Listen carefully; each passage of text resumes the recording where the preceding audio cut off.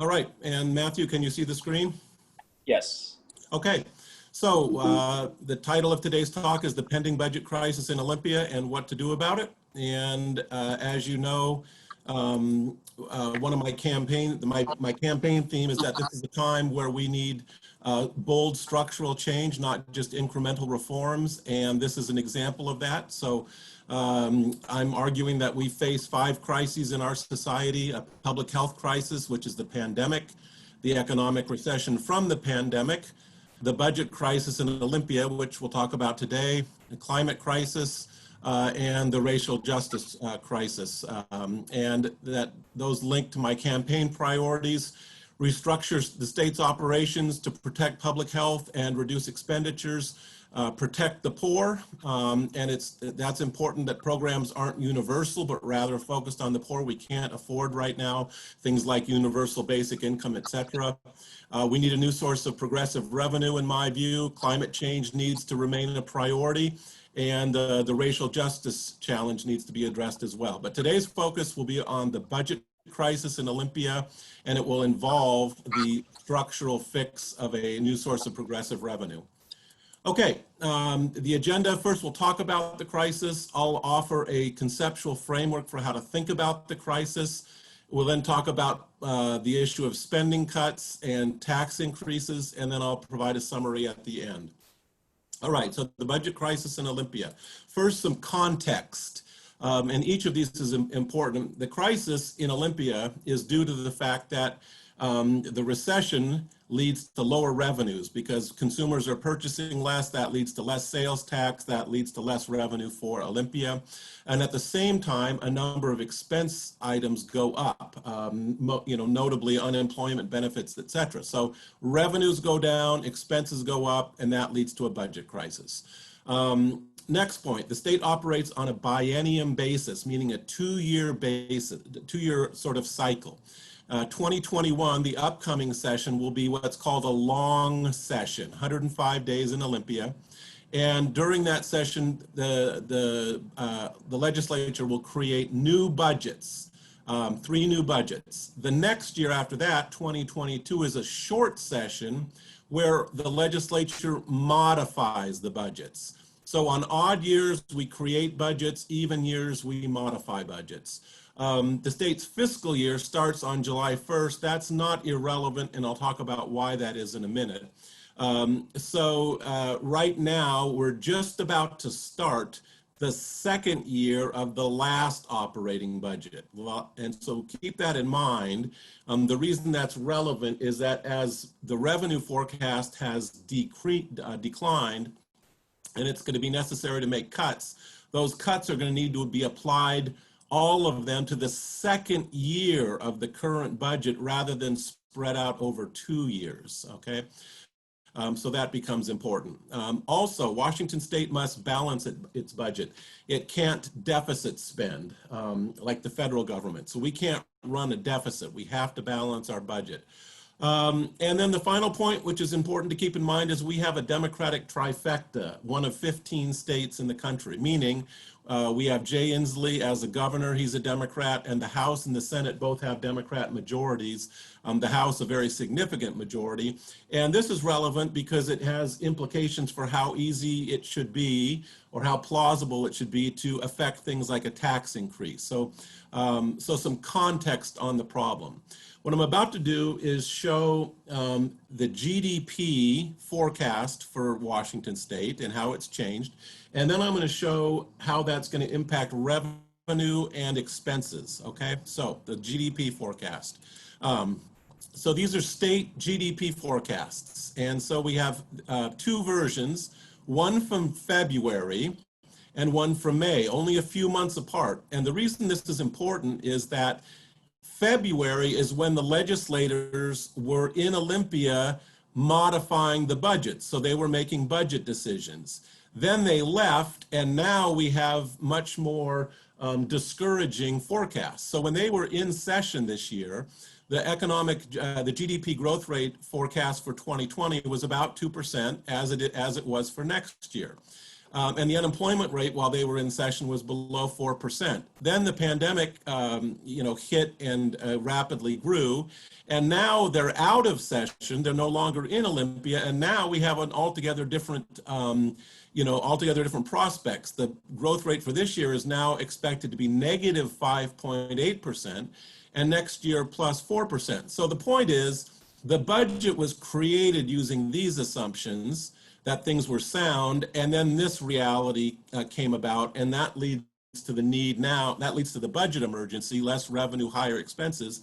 So that's what now needs to be dealt with. A second point is you can, of course, decide for yourself how realistic you think this is. We've gone from negative 6% growth next year, estimating +4. If that doesn't materialize, things will be even worse than I'm going to suggest that they already are today. So again, a sea change in sort of the expected reality from a budget standpoint. What does that mean for state revenue? All right. So this shows the operating revenues for the state in billions of dollars for the budget cycle that we're currently in. So the current budget was first created in 2019, an odd year, which is when the budget's created. And the budget was $52.4 billion over 2 years, or roughly $26 billion per year in spending. You can divide that by 7.5 million people in the state and end up with about close to $4,000 per person in spending per year. But anyway, 52.4 billion. We then moved to this year, a supplemental budget. And the supplemental budget, which is when they went into session this year, they added spending. So this gets back to my notion that they were operating according to these February assumptions. So they didn't think it was irresponsible to raise spending a little bit because they didn't know that the floor of the economy was about to drop off. So they did raise spending, $1 billion. So now we're up to 53.5. Now, when Jay Inslee signed the budget, okay, now we're in April of this year, he now knows that the economy's weakening dramatically, and he makes some last-minute line item vetoes, 147 of them, to get rid of, some amount of spending, but it's not a lot of spending, okay? So that brings us down to 53 billion, and now we have the new projection of revenue, okay, about 48 billion. So we have about a $5 billion problem relative to the budget that Jay Inslee signed, okay? And this is about 11% below, the revenues are 11% below budget. During the Great Recession of 2007 to 2009, when the state effected massive cuts, the budget deficit was only about 9%. So we're in a worse situation now in terms of revenues coming in than we were in the Great Recession. And of course, we now have to figure out how to deal with this gap. There's not the revenues necessary to support the spending in the budget, which leads to the next question: what's going to happen to spending? There hasn't been a fully up-to-date budget established, revised budget on the expenditure side, but we all know that many expense categories are going up. This is unemployment claims by week. We're all familiar with this intuitively, so I don't have to spend very much time on it. This is a significant expense. And there's other areas of rising expense. Public health, the response to the pandemic, contract tracing, testing, et cetera, that there's increased expenses there, not to mention hospitalizations. Mental health expenditures go up. The social safety net program expenditures go up. There's job training expenditures go up. There's the unemployment benefit fraud scam. I was actually my information was hacked and someone tried to claim unemployment from me, etc. So we have expenditures going up also. So this $5 billion issue could expand due to expense issues. This is complicated because some expenditure categories go down in a recession, but the overall point is things look bleak. And that leads to the question of where are we going to either raise revenue or make cuts? And that leads to this chart, okay? So we have spending in Washington State on the left, just a breakdown, a composition, and revenue on the right side. And this it looks a little bit complicated, but it's going to make some simple points. Our spending, 50% is on human services, temporary assistance for needy families, which is welfare, daycare, etc., job retraining, food programs for the lower income people, etc. We also have K-12 spending. We also have higher education.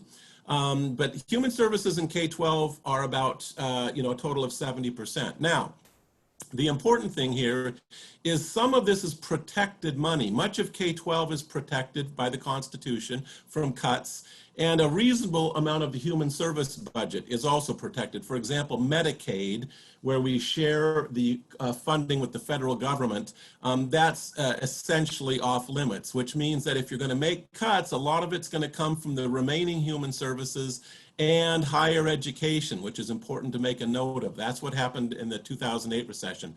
There were significant cuts here. So spending cuts are going to be painful. How about the revenue side? Well, we've talked about this before. We have sales tax, we have a B&O tax, we have a property tax, we have other state revenues. This is for about hundreds of different things like real estate document recording fees, excise taxes, pet licenses. There's hundreds of these. And then, as I said, we get some money from the federal government for things like Medicaid. What's the point of all this? The point is that if we're going to raise taxes, since we don't have a progressive source of taxation, we're going to have to raise regressive taxes like the sales tax, which is going to lead to further, pain for people that are lower income, and that in an era of, all-time highs in income inequality. So we're in a difficult situation on both the spending and the revenue side. And that leads to the following. That it's likely that Jay Inslee is going to call the legislature into what's called a special session. He calls legislators from around the state back to Olympia for a 30-day session, and it can be multiple 30-day sessions, and to address this crisis. Republicans think he should have done this already, and I actually agree with them. Democrats, less so. And of course, as one would expect, Democrats and Republicans have different views towards what's necessary. Andy Billick says, he's a leading Democrat in the Senate, as we continue preparation for a special session and the next session, we must take a balanced approach that includes budget savings, so that would be cost cutting, new resources like the budget stabilization account, which we'll talk about, and new revenue, which would mean new taxes. So he's talking about a balanced approach.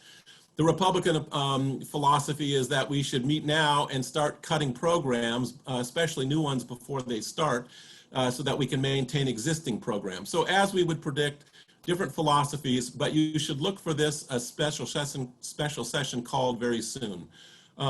Okay, so next we talked about the budget problem. I'm going to talk about a conceptual framework for how to think about the budget problem. Most people will think about it this way. We have a deficit, and there's two options. One is to cut spending. One is to raise revenue. That's how many people would think about this, and I've already talked about it in those terms. But I'm going to state it's far more complicated than that. And let me show you how I think it is best conceptualized. We won't go through the details here, but I'm arguing there's 5 levels: level 1, level 2, level 3, level 4, level 5 of things that can be done to address the budget deficit. First, of course, grow the economy. That's self-evident, and I don't need to talk about that. The second, though, is very important. We have, for example, reserves. These are all things that can be done without tax increases or without cutting spending. We have $3 billion in a rainy day fund, so certainly some of that can and will be used to apply to the deficit.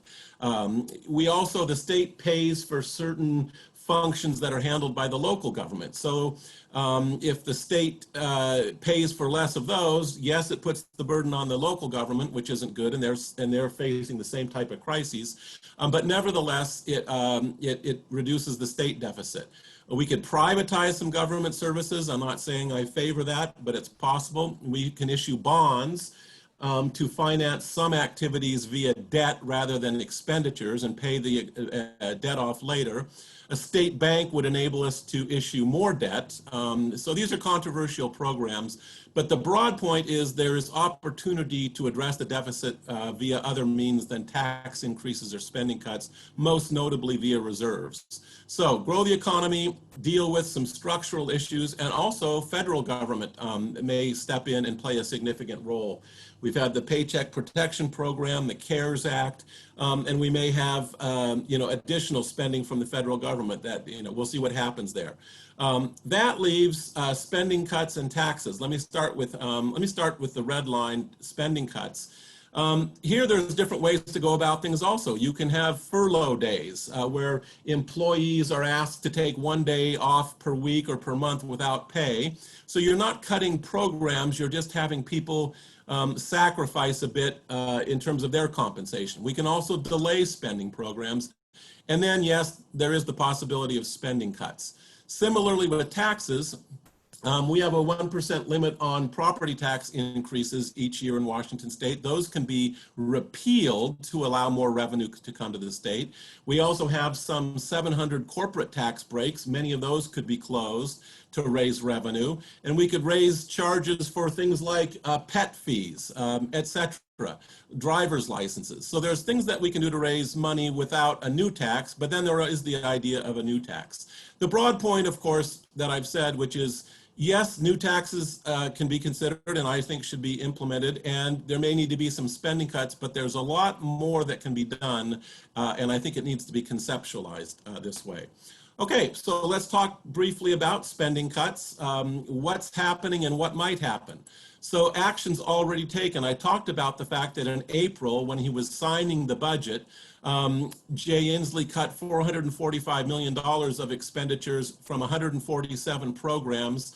The biggest one was school counselors. So he's taken some steps. He's also, just a couple days ago, implemented pay cuts, mandatory furlough days, delaying information technology projects. So he's done that. And then, to me, somewhat concerningly, the Office of Financial Management, led by David Schumacher, has requested a 15% budget cut plan for all departments. That doesn't mean they'll impact it. They'll affect it, but it means he's requested it. And the letters are interesting. So he sends a letter to all departments to create this. It's interesting, for example, to read the University of Washington response to his letter, where they say that this would be devastating for the university, et cetera. It's like a 6-page letter. He's calling this a budget cut drill. Again, I'm concerned because the focus is on cuts and not on the range of other things that can be done, which we just talked about. And this challenge is likely going to endure. Again, Schumacher says that we know we have fiscal challenges now, but it's going to exist for the next few years. So we as residents and citizens should be prepared for, sort of enduring change and enduring difficulties. Here's the type of things that are being discussed as additional budget cuts. Tuition increases. Why does that help? Because as tuition is raised, then the state needs to supply less financial aid to the universities to help them operate. But tuition increases are very problematic during a recession, of course. Cutting daycare for families in poverty. Oh my God, and that has linkages to later crime rates, educational outcomes, cutting foster care where we're already underfunded, cutting welfare, which is what TANF is, cutting special education and wraparound services, which are things like counselors and mental health supporters and nurses at schools, cutting the state crime lab, cutting police budgets. Now this is sort of an interesting one because some people will argue that that's a good thing to cut police budgets. I won't comment on that today. That'll be the topic of next week in part. But the point is, sort of broadly speaking, these are painful things to be considering, and so I think we need to find other ways to go about this. One way, which I've talked about before, is restructuring our operations. So are there ways to do things differently that don't require cuts but still save some money? And I believe that there are, and that these should be explored aggressively. So for example, K-12, if there's a blended model, half the time students are in class while other students are away online, and then they reverse, well, that lowers population densities, which is good for the pandemic. But it can also reduce maintenance costs in facilities, food service costs. Perhaps the schools don't have to offer lunch. It can reduce busing costs because there's fewer people coming to school each day. So this leads to some cost reductions, maybe some reductions in teachers, maybe not through firings, but maybe pulling back on additional hiring. So it may be possible to save some money and still maintain programs. Same thing with healthcare. If we move to a single payer model, most analysts say that that will save administrative costs, the cost of profits that healthcare companies earn, et cetera, lead to universal coverage. So that's a way to restructure without cutting programs. Mental health, we're moving from a centralized model with 2 large state facilities to a community model. If that's accelerated, allowing the central facilities to be closed down, that can save money. And finally, not finally, but another is higher ed using a blended model. Also could enable some facilities to be closed. Maybe you close, 6 classroom facilities at the University of Washington because the online learning, reduces the need for them. And then maybe the online lessons are marketed to a broader audience. So yes, you have students, but you also market them to a broader community who don't take the course for University of Washington credit, but they can still participate. That enables the realization of economies of scale and added revenue. Again, the point being, these are far superior options than things like cutting daycare services and raising tuition, so restructuring opportunities should be pursued. There's some principles for budget cuts. I'm going to reiterate these later, so I'm going to skip this slide. These will be on my website, and you can look at them there.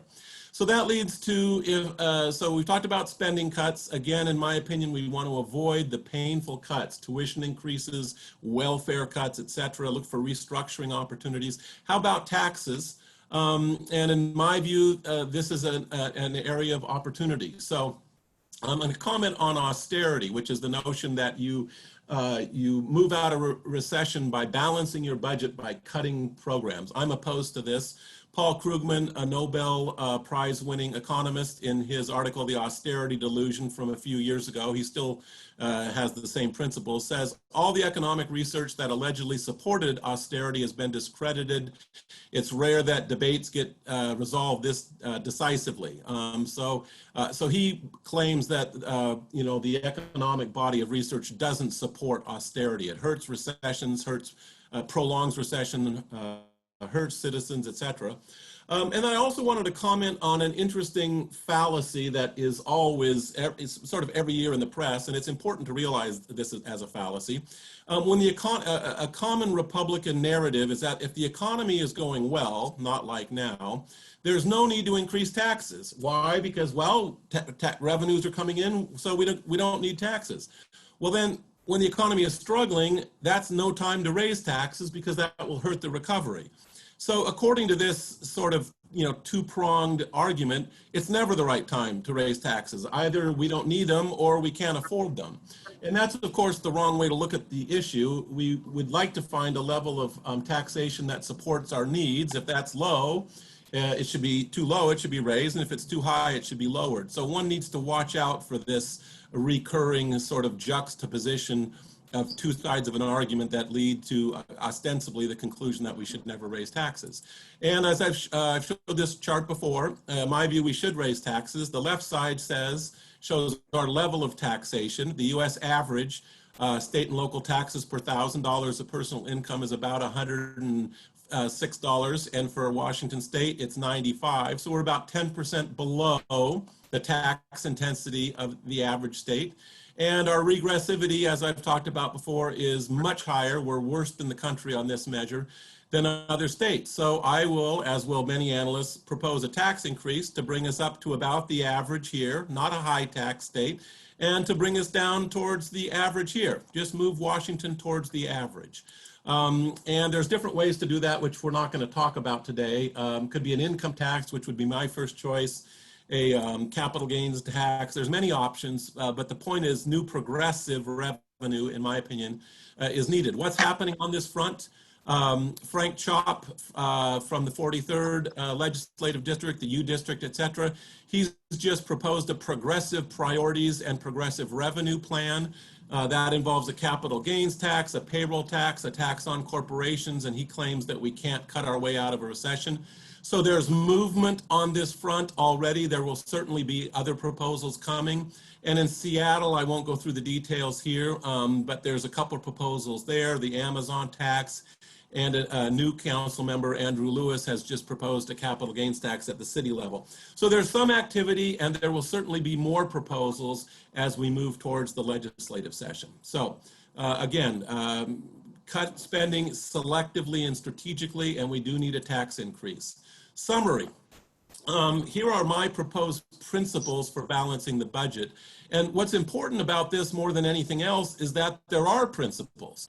And really, in my opinion, thus far, the articulation of this has been lacking.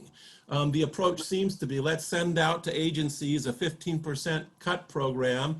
We'll select from those and then, make that happen. And I think that's the wrong approach. So the first priority needs to be growing the economy, and I'm not suggesting legislators aren't doing this, of course they are. That will require investment in social distancing, testing, contact tracing, because addressing the pandemic will assist and facilitate the economies. That should be the first priority. Second, a new source of progressive revenue, income tax or capital gains tax perhaps. Third, pursue these structural opportunities like the rainy day fund. Use our reserves. This is the rainy day. Close corporate tax breaks.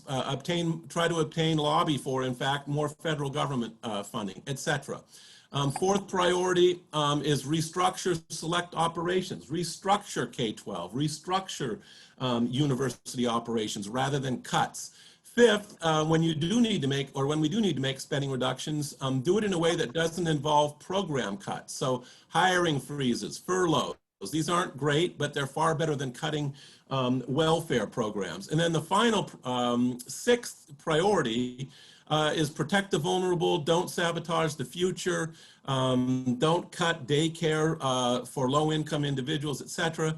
Don't cut school programs, and these are priorities here need to be consistent with societal priorities.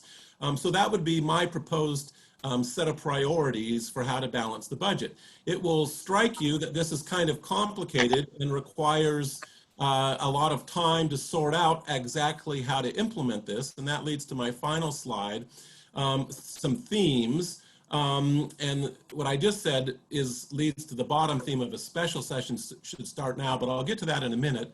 The budget crisis should be seen as an opportunity to be engaged, not merely a problem to be solved. So we shouldn't be pursuing it as just, across the board budget cuts, et cetera. We need to look for these more creative options. And yes, it's going to be painful no matter what, but it can be less painful and done in a way that's consistent with sort of realigning our budget to have it more match up to societal priorities. So it should be visionary, a budget with new revenue, not austerity, in my view. It should reflect short-term fiscal needs, but also longer-term goals. Consistent with my campaign theme, we need bold structural change here, not just incremental reform. And importantly, I believe the special sessions, and I made that plural, should start now. I believe the legislature should be divided into committees that deal with various spending and program areas and look for restructuring opportunities, look for ways to balance the budget without cuts. So I think that should happen. It should have already happened, but should now happen as soon as possible, and that there should be several special sessions between now and the start of the year. So those are my thoughts on the budget crisis. We all should be prepared for very difficult times in this area, not just this upcoming year, but the same situation is forecast out for the following budget cycle as well. So those are my thoughts. Thank you for listening, and if there are questions, we'll go ahead and take them.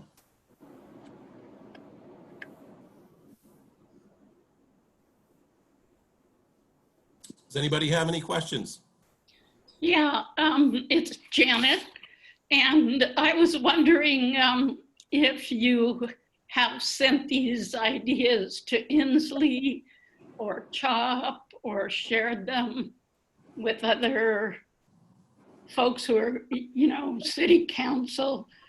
Yeah. So let's take someone like Frank. The specific answer to your question is no.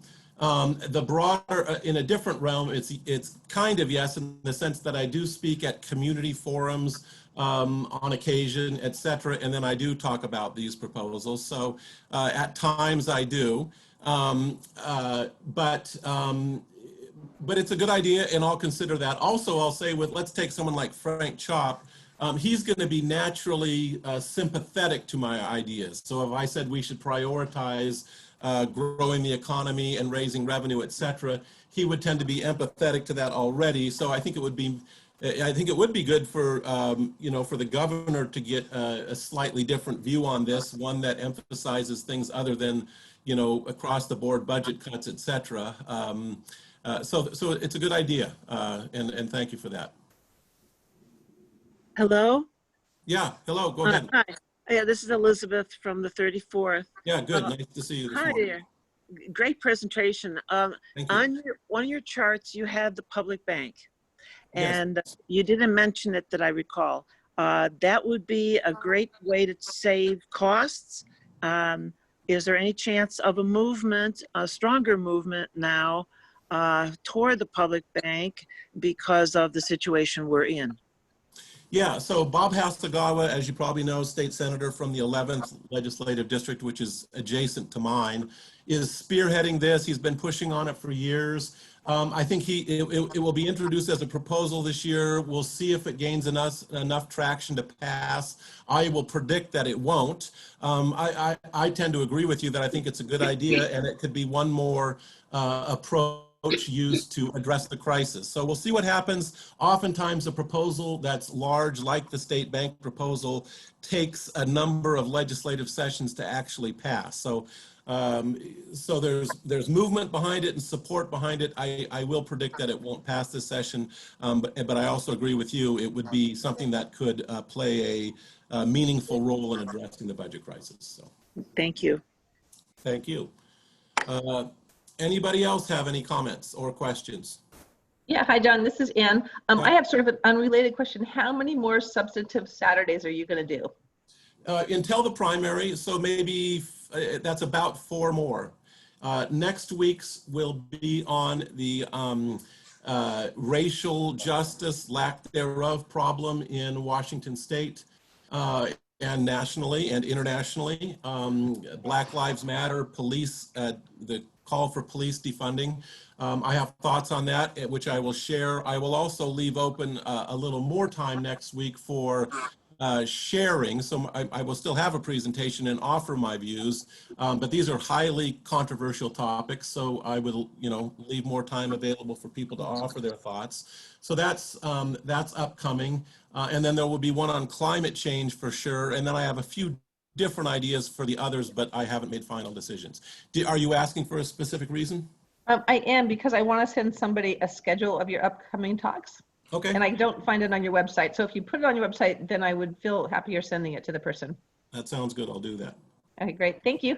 Yep, thank you. Anybody else have any question or comments? Okay, good. Thank you for joining us. Naturally, I would like to, build attendance for these. So if people know of individuals, friends that might be interested in the district, outside the district, it would be great if you can pass that on. They can send me an email and I can send an invitation, or you can send forward these invitations to them. In addition to me trying to keep touch with people, I also hope and believe that they can be one source of trying to sort of improve and elevate a bit the quality of public dialogue. So. All right, thank you very much for joining us, and I hope to see people next week to deal with the racial injustice crisis. So thank you very much, and I'll see people hopefully next week. Thanks, John. Okay, thank you.